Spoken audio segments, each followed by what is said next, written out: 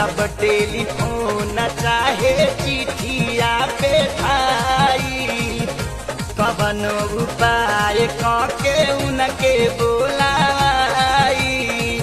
हमरा मन बिगड़ी ना जाके छूटा चरब तैयारब कैलना।